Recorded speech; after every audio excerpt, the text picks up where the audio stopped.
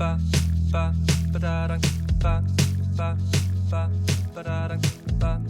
you students! Today we're going to be finally finishing Matthew with the last chapter, chapter 28. And it's been a great month of reading through the book of Matthew. I'm so glad that you followed us all the way to the end. So let's read together, starting in verse 1.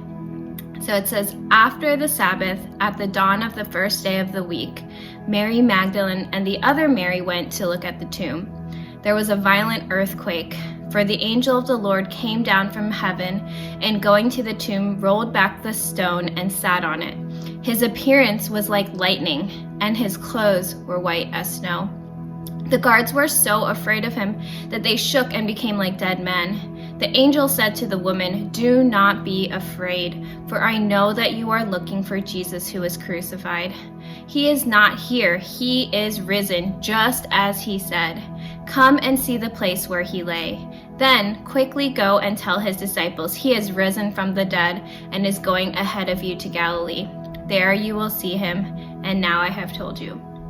So the woman hurried away from the tomb, afraid, yet filled with joy, and ran to tell his disciples. Suddenly Jesus met them. 'Greetings,' he said. They came to him, clasped his feet, and worshipped him. Then Jesus said to them, 'Do not be afraid.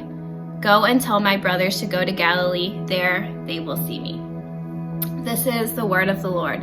And, this is kind of the culmination of this whole amazing story of the life of Jesus. It ends here after he was crucified. He was in the tomb for 3 days, and then now we see that he has risen. He's no longer in the tomb. And I think, although we've talked about the story of Jesus and his resurrection so many times, and we just celebrated Easter, I think it's important for us to know that Mary Magdalene and the other Mary, even though they had witnessed his crucifixion in person, even though multiple days had passed by, they still didn't lose faith in looking for Jesus and in pursuing his physical body and coming near to him, drawing near to him, even in his death. And so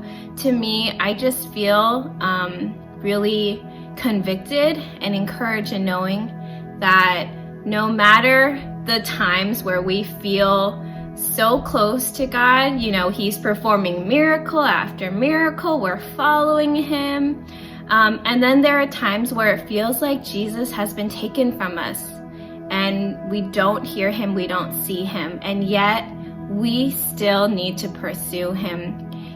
Jesus' promises to us are eternal and they're forever. And so when he promised to come back, when he promised that he was the savior of the world, those 3 days were not the end. The story is not over. He is still with us. And so it's important for us that no matter what obstacle comes, even things that seem like they're going right against God himself, we need to choose in our hearts not to believe in those things, but to trust in God, trust in his word that is forever.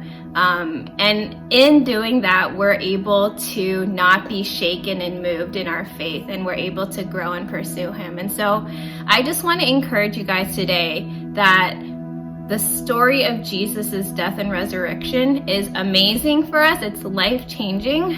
And for us to apply it to our lives, we need to remember that Jesus is always going to be there for us. He's going to show up for us no matter what. There is not anything that can overcome him.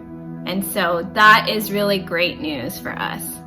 I hope you guys really enjoyed reading the book of Matthew, and I can't wait to dive into another study with you guys tomorrow. All right, guys, have a great day. Ba da da da da da da da da da da.